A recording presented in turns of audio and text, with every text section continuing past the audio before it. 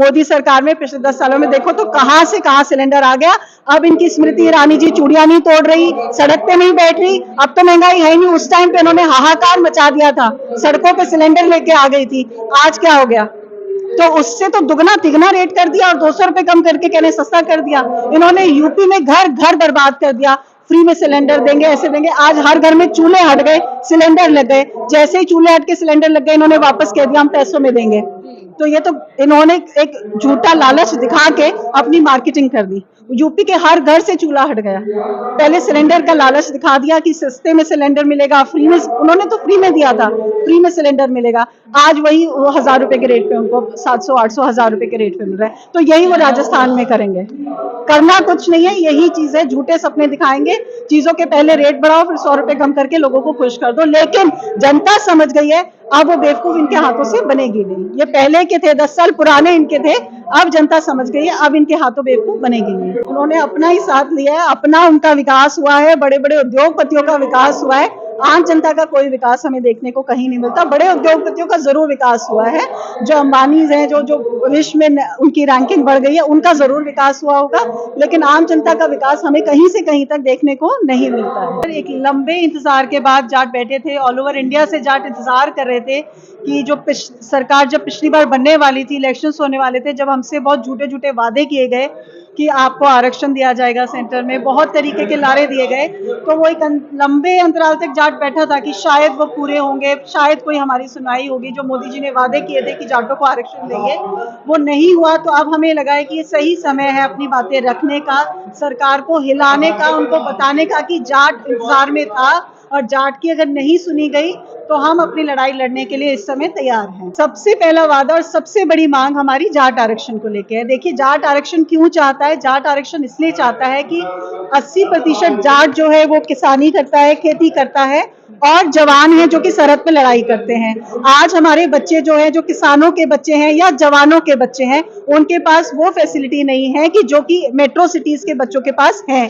अच्छे coaching centre उनके पास नहीं है, अच्छे स्कूल गांव में नहीं है जहां पर टीचर ही नहीं है। तो हम कैसे एक्सपेक्ट कर सकते हैं उन बच्चों से वही नीट का, यूपीएससी का या आईआईटी का एग्जाम देके वो क्लियर करें, उन बच्चों से वो कंपटीशन करें दिल्ली एनसीआर या मेट्रो सिटीज के बच्चे जिनके पास सारी फैसिलिटीज हैं।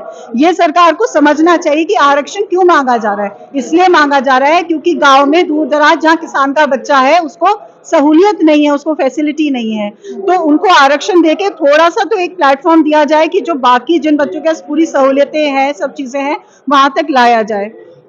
ऐसा जरूरी नहीं है कि हर जाट को आरक्षण की आवश्यकता है। जिनको नहीं चाहिए, जो अपने आप में सक्षम है, शिक्षित है, वो ना भी चाहे उस पोजीशन को, उसको यूज नहीं कर सकते उस परसेंटेज आरक्षण को।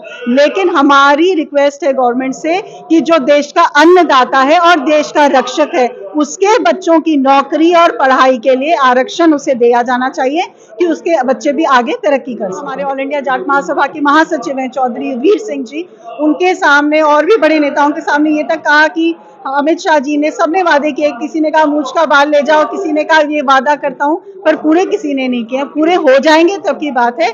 आज इस सभा में मैं आपको बताना चाहूंगी कि बड़े बुजुर्गों के साथ साथ आज युवा जो हमारे हैं वो बहुत सारे आए हैं, युवा आए हैं, महिलाएं आई हैं अपनी बातें रखने के लिए, क्योंकि एक महिला को ही पता है कि उसके बच्चों को कितनी परेशानी है आज नौकरी और पढ़ाई दोनों में। तो हम भी आए हैं कि आरक्षण मिलेगा तो हमारे बच्चे भी आगे बढ़ पाए। हम महसूस करते हैं हमारे देश में महिलाएं सुरक्षित नहीं है।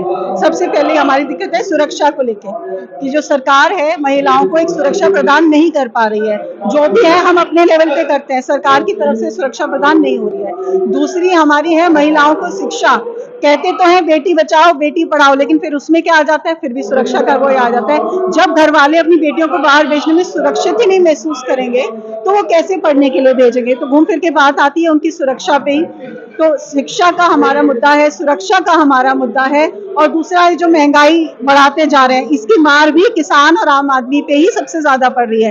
किसान से लिया तो कम उसमें मूल्य पे सामान लिया जा रहा है, लेकिन वही आसमान छू रही है महंगाइयां। तो हर चीज की मार जो है जाट, किसान और जवान पे पड़ रही है। दांत कुछ दिखाने के और होते हैं और खाने के और होते हैं, वही सरकार के हैं। कहने को बड़े बड़े वादे करते हैं। उन्होंने किसान आंदोलन के टाइम पे भी बहुत बड़े बड़े वादे किए थे किसानों को। एक तरफ उन्हीं की सरकार ने बॉर्डरों पे रोका हुआ था। क्यों? दिल्ली में हमारा हक नहीं है, किसानों का हक नहीं है, हम दिल्ली के अंदर नहीं आ सकते। किसानों को बॉर्डर पे रोका हुआ और फिर कह रहे हैं हम किसानों के हित में हैं।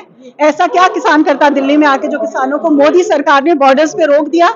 हमारा हक नहीं है? दिल्ली के अनाज नहीं खाती किसानों का? तो वो ऋण दिल्ली को चुकाना चाहिए था, किसानों को बुलाना चाहिए था दिल्ली वालों को। लेकिन कितने दिन तक किसान दिल्ली की सरहदों पर बैठे रहे। मोदी जी के दिखाने के दांत दूसरे हैं कि जी हम इनको सपोर्ट करते हैं, किसानों के हित में हैं, और बाकी दूसरे दांत हैं अलग, क्योंकि उन्होंने दिल्ली में किसानों को घुसने नहीं दिया। लेकिन वो तो कहते हैं वो पूरा आंदोलन ही प्री प्लान था और वो पैसे देके उन किसानों को बिठाया गया। नहीं नहीं, ऐसा कुछ नहीं था, कोई पैसे देके नहीं बुलाया गया था। हम जैसी आम महिलाएं थी जो अपने घरों से आए थे निकलकर, और भी बहुत सारे थे, बूढ़े बच्चे जवान हर तरीके के लोग थे, और अपनी सहमति से वो आके बॉर्डर पे बैठे थे। कोई प्री प्लान नहीं था। हमें तो कोई नहीं मिला, बाकी आपको मिला हो तो हमें कोई पैसा नहीं मिला।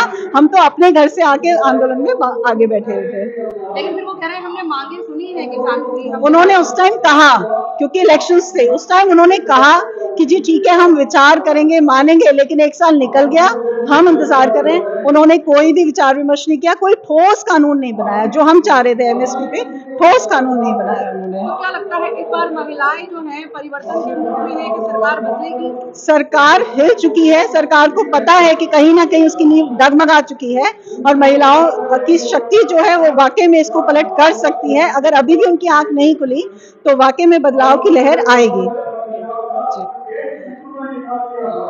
जी मैम, आप बताइए कि आप एक महिला है, महिला होने के नाते क्या लगता है कि मौजूदा सरकार जो है क्या करना चाहिए महिलाओं के हित में? देखो, मुद्दे तो बहुत सारे हैं, बट अभी हम जिस मुद्दे के लिए खड़े हैं ना, वो है हमारे बच्चों का फ्यूचर और महिलाओं की सुरक्षा। जब आरक्षण दिल्ली के बाहर हर स्टेट में है, बच्चों के लिए क्या ये नौकरियों में कॉलेज के एडमिशन में आरक्षण लेके हमारा छीन लिया गया है दिल्ली में। वो सबसे बड़ी गलत काम हुआ है। हम अपने हक के लिए खड़े हैं, दोबारा अपना हक लेके रहेंगे, और उस जगह हम स्ट्रॉन्ग खड़े हैं, हम मिलेंगे क्या लगता है नहीं। ये जो आंदोलन हो रहा है, ये जो आज महासभा हुई है, इसकी वजह से सरकार पर कुछ असर पड़ेगा? मीटिंगें हो रही हैं, ये तो बाद में शुरुआत नहीं है। से शुरुआत हो गई है, और अब एक नए जो है आपको आंदोलन देखने को कुछ ही दिन में मिल सकता है। अगर सरकार ने आंखें और कान नहीं खोले और हमारी मांगे नहीं सुनी, तो बहुत ही बड़े स्तर पे हर राज्य में मीटिंग्स शुरू होंगी, जिसकी अभी जम्मू कश्मीर में जो उनके अध्यक्ष आए हैं जम्मू कश्मीर से, उन्होंने सबसे पहले आज यहाँ पर घोषणा की है कि तो सबसे पहला जो अधिवेशन होगा इसके बाद वो जम्मू कश्मीर में होगा, वहां से शुरुआत की जाएगी।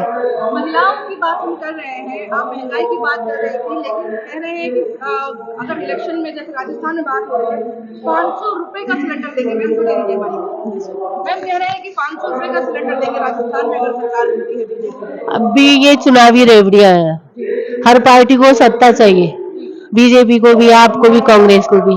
तो 500 रुपए तो बहुत बड़ी बात है, वो फ्री में भी बांटेंगे सिलेंडर, और बांट भी रहे हैं।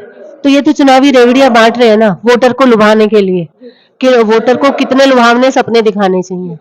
ये कुछ टाइम के लिए है। ये वो बात होगी कि जो एंड ऑफ सीजन सेल होती है ना बड़े बड़े मॉल्स में, Yes. रेट को 100% बढ़ा दो और फिर दिखा दो जी 50% की छूट है। ये वो काम किया गया, ये वो काम रेट किया को गया। बढ़ा दिया गया तिगना चुगना, और फिर 200 रुपए कम करा के कह दिया जी छूट का सीजन चल रहा है। ये वही रेवड़ियां खिलाई गई हैं कि पहले रेट बढ़ा दिए गए, फिर 200 रुपए कम करके बोल दिया कि जी हमने छूट कर दी है।